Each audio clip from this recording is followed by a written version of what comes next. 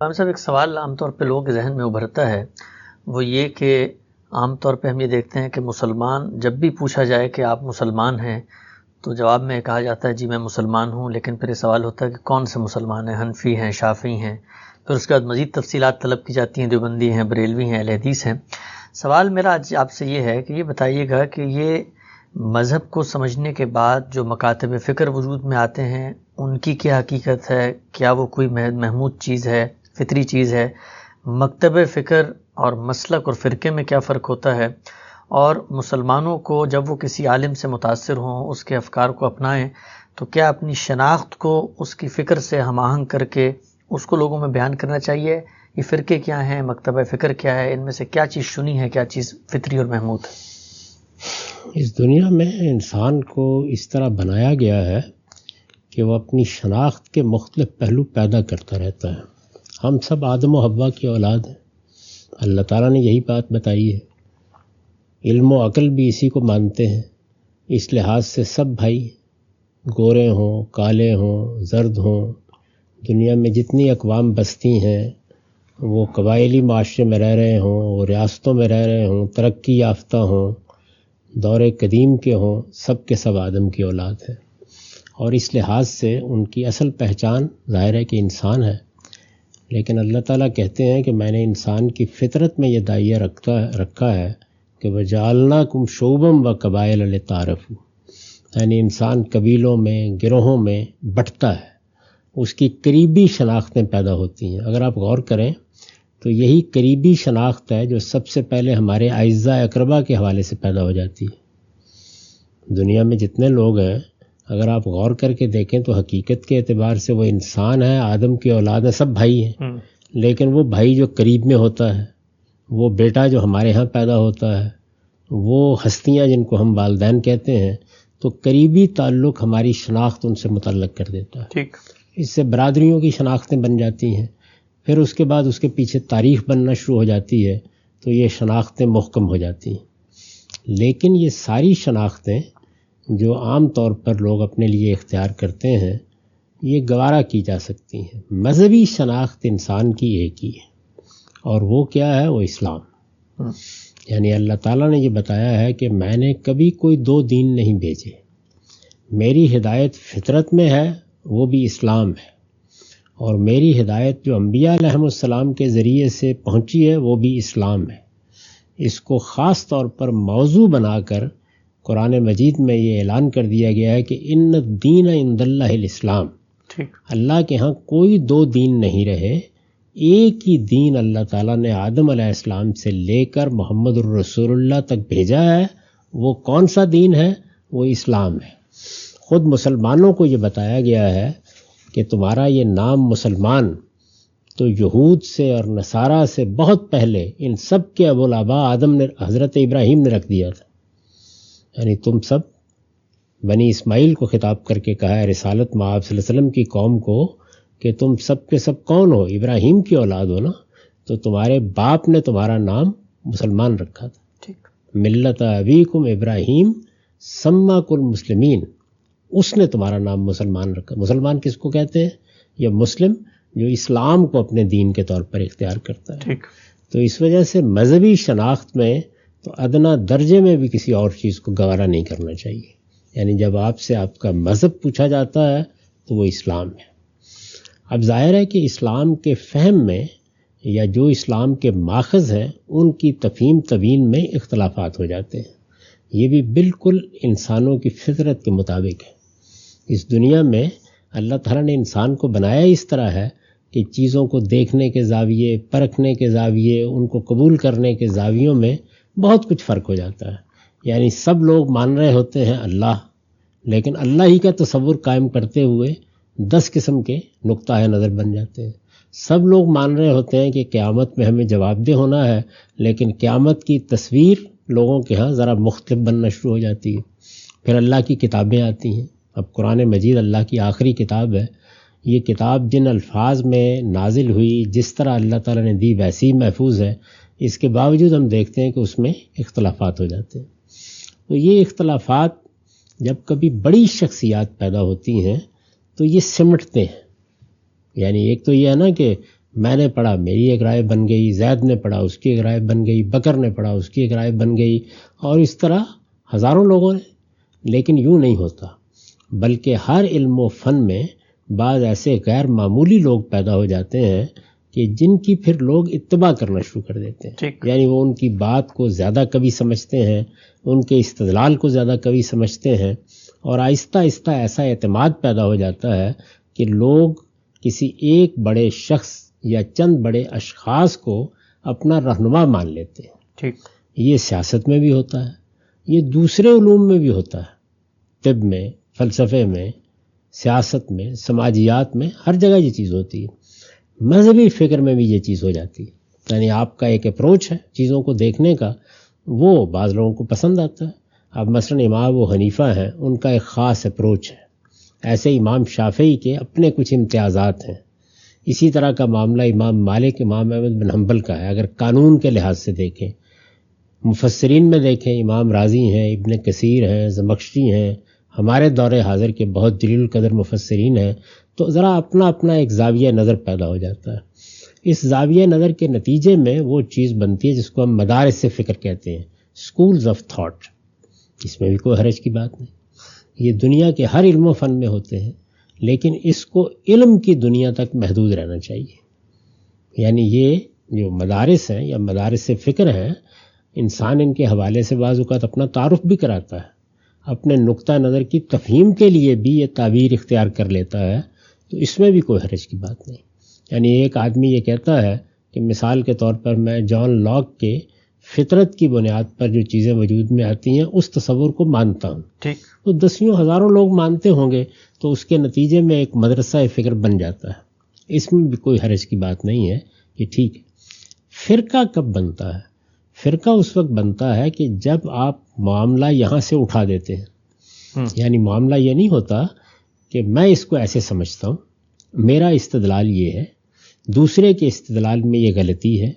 آپ محض علم میں علم کے طریقے پر کھڑے ہو کے بات کر رہے ہوتے ہیں.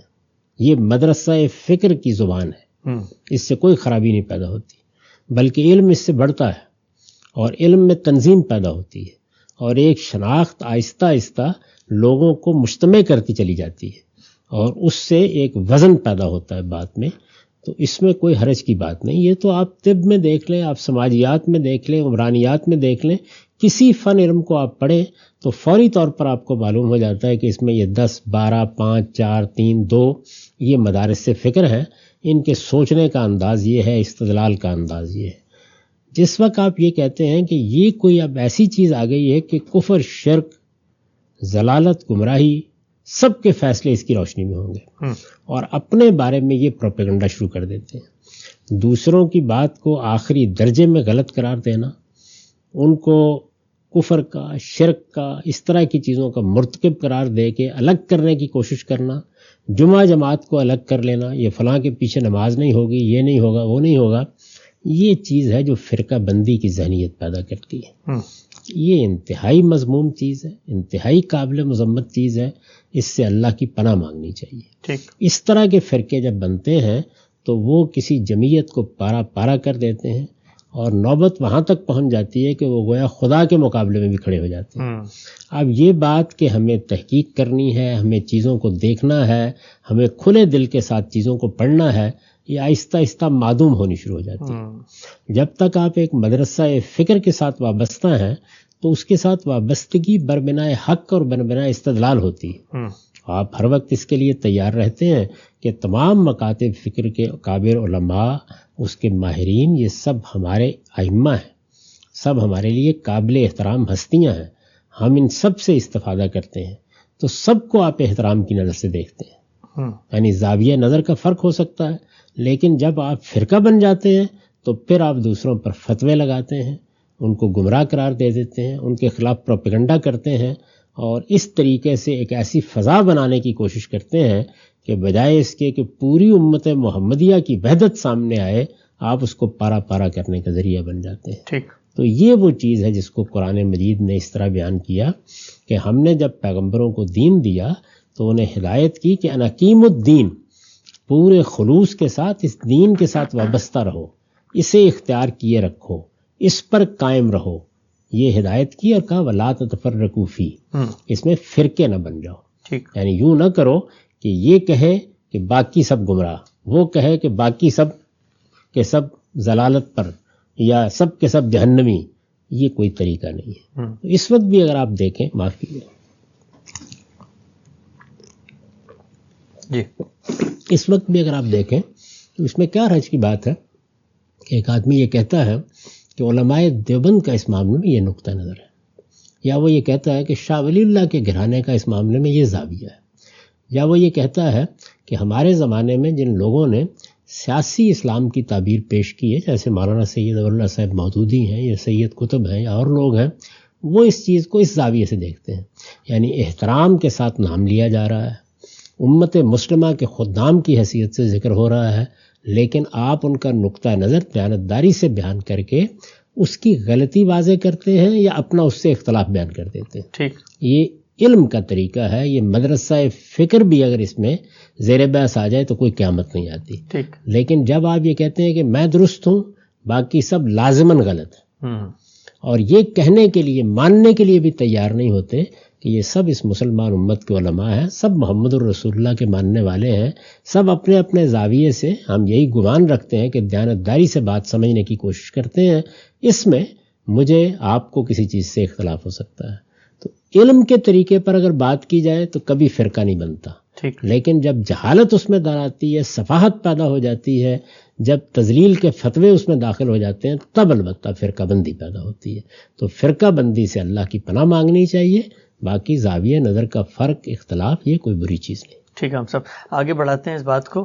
ایک روایت عام طور پہ بیان کی جاتی ہے کہ رسول اللہ صلی اللہ علیہ وسلم نے فرمایا کہ بنی اسرائیل میں جو ہیں وہ اتنے فرقے تھے اور میری امت میں اس سے بھی زیادہ ہوں گے، اور ان 73 میں سے کوئی ایک ہے جو جنت میں جائے گا، باقی جو ہیں وہ اہل نار میں سے ہوں گے، جہنم میں جائیں گے. تو وہ ایک کون سا؟ اس پہ ہمارے علماء جو ہے وہ کہتے ہیں کہ شاید وہ ایک بڑی جمعیت ہے، جیسے اہل سنت والجماعت کا اطلاق کر دیا جاتا ہے، اور اس سے باہر جو ہیں. تو پہلے تو مجھے بتائیے گا کہ اگر فرقے قرآن کی روح میں مطلوب نہیں ہیں تو رسول اللہ صلی اللہ علیہ وسلم نے روایت میں یہ کیوں فرمایا کہ ایک فرقہ ہوگا، اور دوسری بات کہ وہ فرقہ ہوگا تو کون سا ہوگا؟ یہ آپ کے علم میں ہے کہ ہم لوگ حدیث پر کام کر رہے ہیں، اور اس میں بہت سا کام اب تک پایہ تکمیل کو پہنچ چکا ہے. یہ ایک بڑا غیر معمولی پروجیکٹ ہے. اس روایت پر بھی ہم نے کام کیا تھا اور پوری طرح تفصیل سے جائزہ لے کے یہ بتا دیا تھا کہ نہ یہ سند کے لحاظ سے قابل قبول ہے، نہ اپنے مضمون کے لحاظ سے قابل قبول ہے. اچھا. تو میرے نزدیک لوگوں کو توجہ دلا دینی چاہیے. میرے ذہن میں اس وقت نہیں ہے لیکن غالباً یہ چھپ چکا ہے. تو لوگ اس کو پڑھ لیں اور اندازہ کر لیں کہ اس طرح کی روایتیں جو ہمارے ہاں بہت شائع ضائع ہوتی ہیں، بہت عام ہو جاتی ہیں، جب علم اور تحقیق کے زاویے سے ان کو دیکھا جاتا ہے تو معلوم ہوتا ہے کہ ان کے پیچھے نہ کوئی سند کی طاقت ہے اور نہ کوئی مضمون کی اہمیت ہے. تو ایسی چیزیں جو قرآن مجید کے بھی خلاف ہوں، عقل عام کے بھی خلاف ہوں، سند کے لحاظ سے بھی ضعیف ہوں، ان کو اللہ کے رسول کی نسبت سے نہیں پیش کرنا چاہیے. ٹھیک. اچھا ہم سر، یہ جو ہم کہتے ہیں عام طور پہ کہ ہم اہل سنت والجماعت سے تعلق رکھتے ہیں، تو اہل سنت والجماعت کے تحت بہت سارے ڈیفرنٹ رجحانات ہیں، مکاتب فکر ہیں، اور علاقائی جس کو آپ کہتے ہیں جمعیتیں بھی ہیں، مختلف مسالک بھی ہیں. تو کیا ایک بڑی کیٹیگرائزیشن میں اپنے آپ کو ہم رکھ سکتے ہیں کہ ہم سارے ہی وہ لوگ ہیں جو اللہ رسول کو مانتے ہیں، قیامت پہ ایمان رکھتے ہیں، کتابوں پر ہمارا ایمان ہے، سب چیزوں میں مشترک ہے، بعض چیزوں میں اختلاف ہے، لیکن سب ہم اہل سنت والجماعت کے امبریلا میں جمع ہیں؟ تو اس میں مسلمان ہی کیوں نہ کہا جائے؟ یعنی یہ تعبیر بھی اختیار کرنے کی کیا ضرورت ہے؟ یہ پہلے سمجھ لیجئے کہ یہ تعبیر کیوں وجود میں آئی. سیدنا علی رضی اللہ عنہ کے زمانے میں ان سے بغاوت کر کے ایک گروہ پیدا ہوا جس کو خوارج کہا جاتا ہے. اس کی تاریخ پر میں گفتگو کر چکا ہوں، لوگ چاہیں تو وہ سن سکتے ہیں. آسٹریلیا میں ایک تربیت گاہ ہوئی تھی جس میں میں نے ان گروہوں کی تاریخ پر گفتگو کی تھی. تو خوارج پیدا ہو گئے. اب یہ خوارج دو باتیں تھیں جو بہت زور شور سے کہتے تھے. ایک یہ کہ بہت سے معاملات میں قرآن ہمارے لیے کافی ہے، چنانچہ اصرار کرتے تھے اس بات کے اوپر، اور بعض چیزیں جو سنت ہی سے معلوم ہوئی ہیں ان کو رد کر دیتے تھے. اور دوسرے یہ کہ بتدریج یہ انارکسٹ ہو گئے. یعنی ان کا نقطہ نظر یہ بن گیا کہ مسلمانوں کا کوئی نظم اجتماعی بنانے کی ضرورت نہیں ہے، بس مسلمانوں کے اندر مختلف گروہ ہیں، وہ اپنے طریقے پہ زندگی بسر کریں. حکومت قائم کرنا، سب کا ملنا، سب کا ایک جھنڈے تلے جمع ہونا، یہ کوئی ضروری بات نہیں ہے. اس کو عربی زبان میں الجماعت کہا جاتا ہے. ٹھیک. یعنی یہ کہ آپ ایک نظم میں آ جائیں. آپ کے علم میں ہوگا کہ جب سیدنا معاویہ رضی اللہ عنہ پر سب کا اتفاق ہو گیا اور انہوں نے اپنی حکومت قائم کر لی تو اس سال کو عام الجماع کہا گیا. یعنی وہ گویا مسلمان سب کے سب ایک پلیٹ فارم پر آ گئے اور انہوں نے اپنے نظم اجتماعی کو ایک جگہ متحد کر لیا. ٹھیک. رسالت مآب صلی اللہ علیہ وسلم کی بعض احادیث میں بھی اس بات کی تلقین کی گئی ہے کہ علیکم بالجماع، تمہیں چاہیے کہ مسلمانوں کا جو اجتماعی نظم پیدا ہو جائے، سیاسی نظم بن جائے، اس کے ساتھ وابستہ رہو.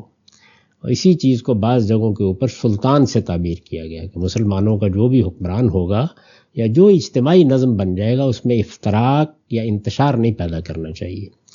تو یہ چیز جو ہے اس کو الجماع کے لفظ سے عربی زبان میں، یہ الجماع اردو والی جماعت نہیں ہے، یہ عربی زبان کا الجماع ہے. تو اب ظاہر ہے کہ یہ دو نقطہ نظر انہوں نے قائم کیے، یعنی ایک سنت کو ماننے سے انکار کرنا بعض معاملات میں، اور دوسرے مسلمانوں کے نظم اجتماعی کی ضرورت سے انکار کرنا. اچھا، میں نے اپنا ایک امیر بنا لیا، 10 نے ایک دوسرے کو امیر بنا لیا، اب یہ سب کے سب لوگ جو ہے اپنے اپنے طریقے کے اوپر زندگی بسر کر رہے ہیں. کوئی باقاعدہ سیاسی حکومت قائم کی جائے، انہوں نے کہا کہ اس کی ضرورت نہیں ہے، یہ بہت تجربہ کر کے دیکھ لیا ہے، اس کے نتیجے میں انسان حکومت کرتا ہے، خدا کی حکومت ختم ہو جاتی ہے. اور اس کے لیے دلیل بھی یہ پیش کی کہ ان الحکم للہ، اللہ ہی کے لیے حکم ہوتا ہے، ان الحکم الا للہ. تو یہ دو چیزیں تھیں جن کے مقابل میں جو لوگ صحیح جگہ پر کھڑے تھے انہوں نے یہ کہا کہ نہیں، سنت بھی قرآن مجید کے ساتھ واجب الاطاعت ہے اور بہت سے دین کا حصہ منتقلی سنت کے ذریعے سے ہوا ہے، اور مسلمانوں کا اجتماعی نظم بھی قائم رہنا چاہیے. تو پہلی چیز کو السنہ، دوسری کو الجماع. یہ لوگ تھے کہ جو اہل السنت والجماع کہلائے. تو یہ خوارج کے مقابلے میں ایک اصطلاح یا تعبیر وجود میں آئی تھی. اس وقت شاید اس کی کوئی ضرورت ہوگی، لیکن میرے نزدیک اس کی کوئی ضرورت نہیں ہے. بس صحیح بات واضح کرنی چاہیے. خوارج کی بات غلط تھی، ان کے دونوں مقدمات غلط تھے. علمی طریقے سے اس کی آپ نفی کر دیں، خود بخود لوگوں پر واضح ہو جائے گا. اپنا تعارف مسلمان ہی کی حیثیت سے کرانا چاہیے. ٹھیک ہے. ہم سب آخری سوال اس مضمون سے، موضوع سے متعلق، وہ یہ کہ آپ کا اپنا جو رجحان ہے، آپ نے ظاہری بات ہے مختلف دینی آراء دی ہیں، تو کسی خاص مکتب فکر سے آپ کا تعلق ہے؟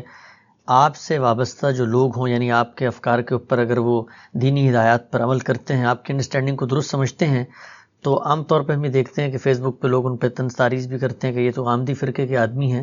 تو ان کو کیا اس موقع پہ کہنا چاہیے، یا آپ کا اپنا رجحان کیا ہے کہ آپ خود کس چیز کو فالو کر رہے ہیں؟ میں تو مسلمان ہوں الحمدللہ، اول مسلمان آخر مسلمان. مجھے پورا شرع صدر ہے کہ میری مذہبی شناخت ایک ہی ہے. تو میں اس کے سوا یا اس سے زائد یا اس کے علاوہ کسی مذہبی شناخت کو، کسی مذہبی تعارف کو اپنے لیے پسند نہیں کرتا. اس مسلمان ملت کے تمام علماء، وہ اہل تشیع کے ہوں، وہ دیوبندی ہوں، وہ بریلوی ہوں، وہ اہل حدیث ہوں، وہ قدماء ہوں، وہ آج کے ہوں، وہ کسی بھی نقطہ نظر سے تعلق رکھنے والے ہوں، سب میرے لیے باعث عزت ہیں، قابل احترام ہیں، اور میں ان سب سے استفادہ کرتا ہوں. میں کسی کے لیے اپنا دروازہ بند نہیں کرتا. جب میں کسی موضوع پر تحقیق کر رہا ہوتا ہوں تو جس شوق کے ساتھ میں اہل سنت علماء کی چیزیں دیکھتا ہوں، اسی طرح اہل تشیع کی دیکھتا ہوں، اسی طریقے سے دیوبندی، بریلوی، اہل حدیث سب کی دیکھتا ہوں. یعنی مجھے تو یہ دیکھنا ہوتا ہے کہ استدلال کی بنا کیا ہے. بنائے استدلال اگر قرآن ہے تو کیا اس کا فہم صحیح ہے؟ بنائے استدلال سنت ہے تو کیا اس میں کوئی غلطی تو نہیں ہو رہی؟ بنائے استدلال اگر کوئی روایت یا حدیث ہے تو اس کے الفاظ سے کوئی تجاوز تو نہیں ہو رہا؟ کیا مدعا سمجھا گیا ہے؟ یہ سب چیزیں بالکل استدلال کی بنیاد پر دیکھنا، اور اس میں یہ ضروری نہیں ہے کہ یہ طے کر لیا جائے کہ مجھے فلاں کی بات ماننی ہے. جس کی بات کبھی ہوگی، جس کی بات مدلل ہوگی، جس کے استدلالات واضح ہوں گے، اس کو میں قبول کروں گا. لیکن ظاہر ہے کہ یہ جو قبولیت، عدم قبولیت ہے، یہ کسی پرنسپل، کسی اصول پر ہوتی ہے. وہ پرنسپل اور اصول جو ہے وہ بھی پرکھے جاتے رہتے ہیں اور مختلف اصولوں کا تقابل بھی ہوتا رہتا ہے. تو وہ جو پرنسپل یا اصول ہے، اس سے اصل میں کسی شخص کا بنیادی اپروچ قائم ہوتا ہے کہ وہ چیزوں کو کیسے دیکھے گا. یعنی مثال کے طور پر یہ بات کہ قرآن مجید کو میزان کی یا فرقان کی حیثیت حاصل ہے. قرآن مجید کے الفاظ سے تجاوز کر کے کوئی رائے قبول نہیں کی جائے گی. ظاہر ہے یہ ایک اصول ہے، یہ پرنسپل ہے. تو میں ان اصول کی حد تک امام حمید الدین فرائی کے نقطہ نظر کو صحیح سمجھتا ہوں. ٹھیک. یعنی اطلاقات میں میرے جلیل القدر استاد ان کے شاگرد تھے براہ راست، انہوں نے بہت سی جگہوں سے اختلاف کیے. میں نے خود استاد امام سے بہت سی جگہوں پر بڑے ادب کے ساتھ اختلاف کیا ہے. تو میرے ہاں اس کا تو کوئی سوال ہی نہیں ہے کہ آپ نے ایک مدرسہ فکر قائم کر لیا ہے، اب آپ سے باہر نہیں نکلیں گے. نہیں ہو سکتا ہے کہ میں ایک بات جس کو برسوں سے مانتا رہا ہوں، جب کسی دوسرے کی اس پہ تنقید سامنے آئے تو میری غلطی مجھ پر واضح ہو جائے. ہم سب انسان ہیں، ہم میں سے کوئی پیغمبر نہیں ہے، اس لیے سب سے استفادہ کریں گے. اصولی اپروچ کے لحاظ سے اگر آپ مجھ سے پوچھیں گے تو میں امام فرائی کے اصولی اپروچ کو درست سمجھتا ہوں. تو ہم سب آپ کے شاگرد یا آپ سے اگر متاثر علماء آپ کی اصولی اپروچ کو درست سمجھے تو کل کیا وہ اپنا تعارف سوسائٹی میں مسلمان کے علاوہ یعنی اپنے فریم ورک کا تعارف اس طرح بھی کرا سکتے ہیں کہ ہم غامدی مکتب فکر سے تعلق رکھتے ہیں؟ دیکھیے میں تو کبھی نہیں کہتا یہ، میں نے تو عرض کیا کہ ہمارا تعارف ہر حال میں مسلمان ہی کا رہنا چاہیے. یعنی ہر حال میں مسلمان کا. بس اتنی بات اگر کسی موقع پر کہنے کی ضرورت تو آپ کہہ سکتے ہیں کہ ہم فلاں اور فلاں شخص یا فلاں اشخاص یا فلاں نقطہ نظر کے لوگوں سے اصولی اتفاق رکھتے ہیں. ٹھیک. اگر کوئی آدمی کہتا ہے مجھ سے 100% اتفاق رکھتا ہے تو اسے اپنا علاج کرانا چاہیے. اس لیے کہ 100% اتفاق صرف پیغمبروں سے کیا جاتا ہے. ہم سب انسان ہیں، ہم غلطیاں کرتے ہیں. ہر شخص کو کھلی آنکھوں کے ساتھ، کھلے دل کے ساتھ سب اہل علم سے استفادہ کرنا چاہیے. مختلف اہل علم کی مجلسوں میں جائیے، ان کی کتابیں پڑھیے، ان کی بات سنیے، تاکہ آپ کسی ایک کنویں کے مینڈک نہ بن کے رہ جائیں. لیکن یہ سب کچھ کرتے ہوئے بھی آدمی یہ محسوس کرتا ہے کہ فلاں شخص یا فلاں صاحب علم یا فلاں گروہ کا جو بنیادی اپروچ ہے وہ مجھے صحیح لگتا ہے، تو وہ زیادہ سے زیادہ یہ کہہ سکتا ہے کہ میں اس میں میرا نام لے کے کہ اس کے اپروچ کو درست سمجھتا ہوں. لیکن یہ اصول ہوگا، اس سے زائد کچھ نہیں. اجزاء میں بہت سی چیزوں میں اختلاف ہو سکتا ہے اور کرنا چاہیے. تو ہم سے بھی جو آپ کا ادارہ ہے المورد، اس میں اگر کوئی عالم آگے بڑھ کے تحقیق کرنے آتا ہے تو کیا اس کے لیے یہ شرط ہے کہ وہ آپ کی چیزوں سے متفق ہو تبھی وہ آپ کے جو ادارے کی چیزیں ہیں یا اس کے مثال کے طور پہ ذرائع ہیں ان سے استفادہ کر سکتا ہے، یا وہاں پر بھی دروازہ آپ نے کھلا رکھا ہوا ہے؟ نہیں، بات یہ ہے کہ میں تو اپنے ادارے کے اندر کسی قسم کے کوئی انتظامی اختیارات اب نہیں رکھتا. میں نے اپنے آپ کو علمی کام تک محدود کر لیا، لیکن اس میں پہلے دن سے یہ بات طے ہے کہ ایک اصولی اپروچ ہے جس کو ملحوظ رکھا جاتا ہے. باقی اس وقت جو لوگ وہاں کام کر رہے ہیں مجھ سے بہت سے معاملات میں اختلاف رکھتے ہیں. استاد امام سے اختلاف رکھتے ہیں، امام فرائی سے اختلاف رکھتے ہیں. تو وہاں علمی کام اسی اصول پر کیا جاتا ہے کہ میں نے اپنے بارے میں وضاحت کی ہے. جو چیز میں اپنے لیے غلط سمجھتا ہوں، سوال یہ میں اس کو دوسروں کے لیے اصول کیسے بنا سکتا ہوں. ٹھیک.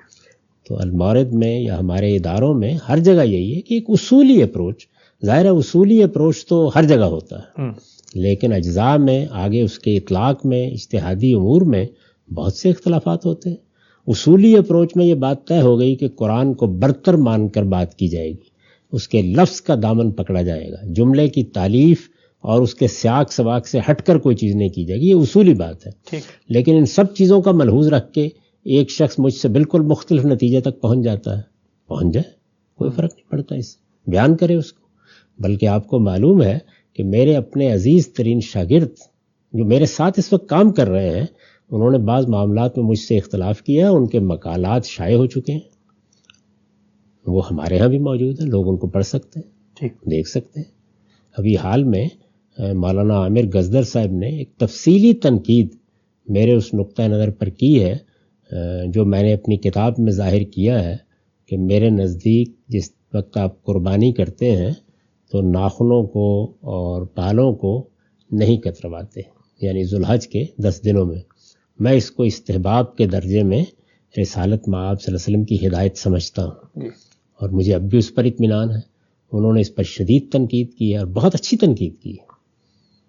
اس کے باوجود اب بھی میں اس سے اختلاف رکھتا ہوں، لیکن وہ تنقید شائع و ضائع ہے. میں نے خود ان کو کہا ہے کہ لوگوں کو یہ پڑھنے کے لیے دیجیے تاکہ ان کی تربیت ہو، انہیں معلوم ہو کہ تنقید اس طرح کی جاتی ہے.